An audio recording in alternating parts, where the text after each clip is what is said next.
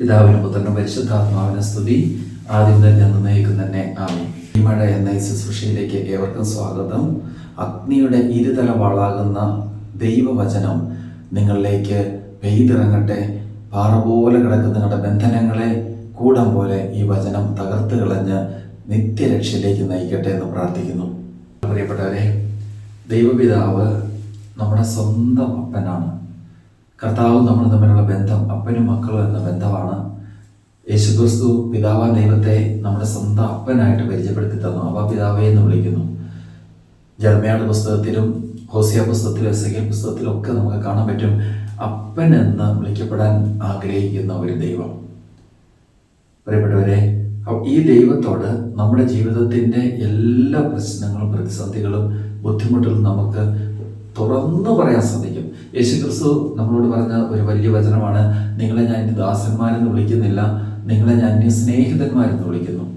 പരിശുദ്ധാത്മാവ് നമ്മുടെ സ്നേഹിതനാണെന്ന് യേശുക്രിസ്തു പഠിപ്പിച്ചതെന്നോ, നമ്മുടെ പ്രിയപ്പെട്ട കൂട്ടുകാരൻ, നമ്മളെ പഠിപ്പിക്കുന്ന, വരാൻ പോകുന്ന കാര്യം നമുക്ക് വെളിപ്പെടുത്തി തരുന്ന പരിശുദ്ധാത്മാവ് എപ്പോഴും നമ്മുടെ സന്തത സഹചാരിയാണെന്ന് വെളിപ്പെടുത്തുന്നു. അപ്പോൾ പ്രിയപ്പെട്ടവരെ, പരിശുദ്ധ തൃത്വം, ത്രിയേക ദൈവം നമ്മുടെ സ്വന്തമാണ്.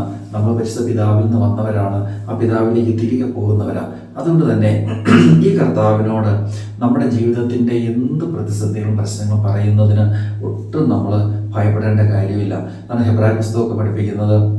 യേശുക്രിസ്തു പിതാവിൻ്റെ സന്നിധിയിലേക്ക് കടന്നുപോയ ശ്രേഷ്ഠനായ ഒരു പുരോഹിതൻ നമുക്കുണ്ട്. നമ്മുടെ എല്ലാം അറിഞ്ഞവനാണ്. അവൻ എല്ലാ വേദന ദുഃഖങ്ങൾ അറിഞ്ഞവനായതുകൊണ്ട് ആ കരുണയുടെ സിംഹാസനത്തെ എപ്പോൾ വേണമെങ്കിലും നമുക്ക് സമീപിക്കാമെന്ന വലിയൊരു വചന ഹെബ്രായ പുസ്തകം നമ്മളെ പഠിപ്പിക്കുന്നു. യോഹന്നാന്റെ സുവിശേഷം 16-ാം അധ്യായം അതിൻ്റെ 23-24 വചനം. അന്ന് നിങ്ങൾ എന്നോട് ഒന്നും ചോദിക്കുകയില്ല, സത്യസത്യമായി ഞാൻ നിങ്ങളോട് പറയുന്നു, നിങ്ങൾ എൻ്റെ നാമത്തിൽ പിതാവിനോട് ചോദിക്കുന്ന ഒക്കെയും അവിടെ നിങ്ങൾക്ക് നൽകും. ഇതുവരെ നിങ്ങൾ എൻ്റെ നാമത്തിൽ ഒന്നും തന്നെ ചോദിച്ചിട്ടില്ല, ചോദിക്കുവാൻ നിങ്ങൾക്ക് ലഭിക്കും, തന്മൂലം നിങ്ങളുടെ സന്തോഷം പൂർണ്ണമാവുകയും ചെയ്യും. കർത്താവ് നമ്മളെ അരുളി ചെയ്യുന്നൊരു കാര്യമാണ്, നിങ്ങൾ എൻ്റെ നാമത്തിൽ പിതാവിനോട് ഒന്നും തന്നെ ചോദിച്ചിട്ടില്ല, നിങ്ങൾ എൻ്റെ നാമത്തിൽ പിതാവിനോട് ചോദിക്കുന്ന ഒക്കെയും പിതാവ് നമുക്ക് തരും എന്ന് കർത്താവ് ഓർമ്മപ്പെടുത്തുക. അപ്പോൾ നമ്മൾ പിതാവാൻ ദൈവത്തോട് പ്രാർത്ഥിക്കുമ്പോൾ നമ്മുടെ നിയമങ്ങൾ വെറുതെ നമ്മൾ പ്രാർത്ഥിക്കാതെ യേശുവിൻ്റെ നാമത്തിൽ ചോദിക്കണം. പിതാവിനോട് പറഞ്ഞ, അവ പിതാവേ, യേശുക്രിസ്തുവിൻ്റെ പരിശുദ്ധ നാമത്തിൽ ഞാൻ അങ്ങയോട് ചോദിക്കുന്നു, എൻ്റെ ജീവിതത്തിൻ്റെ ഇന്ന പ്രശ്നത്തിൽ നീ ഇടപെടണമേ. അപ്പോൾ നല്ല സ്നേഹനദിയായ നമ്മുടെ പിതാവ് നമുക്ക് ആവശ്യമുള്ള കാര്യമാണ്. നമ്മൾ നാശത്തിലേക്കോ തകർച്ചയിലേക്കോ നമ്മൾ പോകില്ല എന്ന് ഉറപ്പുണ്ടെങ്കിൽ ആ കാര്യം തീർച്ചയായിട്ടും നമുക്ക് നടത്തിത്തരും. എന്നാൽ ഒരുപക്ഷെ നമ്മൾ അപകടത്തിലേക്കോ ദുരന്തത്തിലേക്കോ പോകുന്ന ഒരു കാര്യമാണ് നമ്മൾ ചോദിക്കുന്നതെങ്കിൽ കർത്താവ് ചിലപ്പോൾ അത് തരാനുള്ള സാധ്യതയില്ല എന്നുള്ള കാര്യം കൂടെ ഓർപ്പെടുത്തണം. മത്തായിയുടെ സുവിശേഷം 18-ാം അധ്യായം അതിൻ്റെ 19-20 വചനം. വീണ്ടും ഞാൻ നിങ്ങളോട് പറയുന്നു, ഭൂമിയിൽ നിങ്ങൾ രണ്ടുപേർ യോജിച്ച് ചോദിക്കുന്ന ഏത് കാര്യവും എൻ്റെ സ്വർഗ്ഗസ്വനായ പിതാവ് നിറവേറ്റി തരും. എന്തെന്നാൽ 2-3 പേർ എൻ്റെ നാമത്തിൽ ഒരുമിച്ച് കൂടുന്നിടത്ത് എല്ലാവരുടെ മധ്യേ ഉണ്ടാവും. അപ്പോൾ യേശുക്രിസ്തു ഇവിടെ പഠിപ്പിക്കുന്ന വലിയൊരു സത്യമാണ്, ഭൂമിയിൽ നിങ്ങൾ 2-3 പേർ ചേർന്ന് ചോദിക്കുന്ന ഏത് കാര്യവും ഞാൻ നിങ്ങൾക്ക് ചെയ്തു തരും. അപ്പോൾ യേശുവിൻ്റെ നാമത്തിൽ നമ്മൾ ചോദിക്കണം, 2-3 പേർ ചേർന്ന് ചോദിക്കണം. അപ്പോൾ ആ കാര്യം കൃത്യമായിട്ട് കർത്താവ് നമുക്ക് തരുമെന്നുള്ള കാര്യം കൂടെ നമ്മൾ മറക്കരുത്.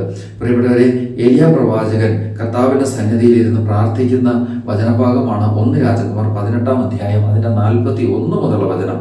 അനന്തരം ഏലിയ ആഹാബിനോട് പറഞ്ഞു, നീ പോയി ഭക്ഷണപാനീയങ്ങൾ കഴിക്കുക, വലിയ മഴ ഇരമ്പുന്നു. ആഹാബ് ഭക്ഷണപാനീയങ്ങൾ കഴിക്കാൻ പോയി.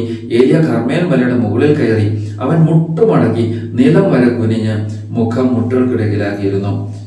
അതായത് ഈ ഏലിയ പ്രവാചകൻ കർമ്മേൽ മലയുടെ മുകളിൽ പോയിരുന്ന് പ്രാർത്ഥിക്കുന്ന വചനഭാഗത്തെയാണ് നമുക്ക് ഇവിടെ കാണാൻ പറ്റുന്നത്.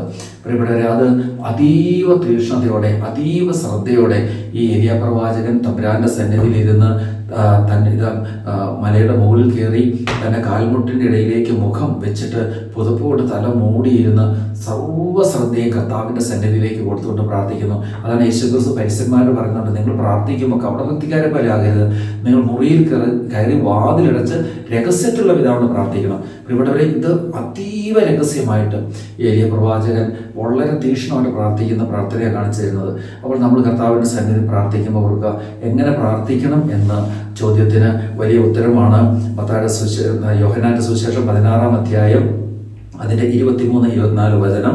പിതാവിനോട് യേശുവിൻ്റെ നാമത്തിൽ ചോദിക്കണം. പിതാവാൻ ദൈവത്തോട് യേശുവിൻ്റെ നാമത്തിൽ ചോദിക്കണം. മത്തായി 18, 19, 20 2 3 പേർ ചേർന്ന് ചോദിക്കണം. അപ്പോൾ ഇങ്ങനെ പ്രാർത്ഥിക്കണം: അപ്പാ പിതാവേ, അവിടുത്തെ പുത്രനായ യേശുവിൻ്റെ നാമത്തിൽ ഇതാ ഞങ്ങൾ 2 പേരൊന്ന് ചേർന്ന്, ഞങ്ങൾ 3 പേർ ഒന്ന് ചേർന്ന് ചോദിക്കുന്നു. അപ്പോൾ ഈ 2 വചനവും പറയണം.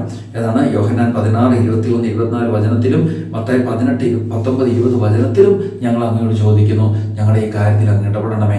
പ്രിയപ്പെട്ടവരെ, ഈ വിധത്തിൽ നിങ്ങളുടെ പ്രാർത്ഥന ഒന്ന് ചെയ്യിച്ചു വരുത്തി നോക്കിക്കേ. ജീവിതത്തിൽ അത്ഭുതങ്ങൾ നടക്കും. പക്ഷേ ഈ പ്രാർത്ഥനയ്ക്ക് തൊട്ട് പറയലായിട്ട് കർത്താവിനെ സന്നിധി നന്നായിട്ട് അനുദപിക്കണം. പാപത്തെ, പാപസാഹചര്യങ്ങളെ ഉപേക്ഷിച്ച് കർത്താവിൽ വിശ്വസിച്ച്, ഉറച്ചു വിശ്വസിച്ചുകൊണ്ട്, കർത്താവ് സത്യമായി ജീവിക്കുന്ന ദൈവമാണെന്ന് ഉറച്ചു വിശ്വസിച്ചുകൊണ്ട് യോഹന്നാൻ 16, 21, 24 വചനവും മത്തായി 18, 19, 20 വചനവും പറഞ്ഞ് നമ്മൾ കർത്താവിൻ്റെ സന്നിധി ഏലിയാ പ്രവാചകൻ കർമ്മേൽ മലയിൽ നിന്ന് പ്രാർത്ഥിച്ച പോലെ പ്രാർത്ഥിച്ചാൽ നിശ്ചയമായും പ്രശ്നത്തിന് തീരുമാനം ഉണ്ടാകും. കർത്താവ് നമ്മുടെ മധ്യത്തിൽ ഇറങ്ങി വരിക തന്നെ ചെയ്യും. കർത്താവ് എല്ലാവരും അനുഗ്രഹിക്കട്ടെ. നന്നായിട്ട് പ്രാർത്ഥിക്കാനുള്ള കൃപ എല്ലാവർക്കും ലഭിക്കട്ടെ എന്ന് പ്രാർത്ഥിക്കുന്നു. പിതാവിൻ്റെ പുത്രൻ്റെ പരിശുദ്ധാത്മാവിൻ്റെ നാമത്തിൽ ആമേൻ.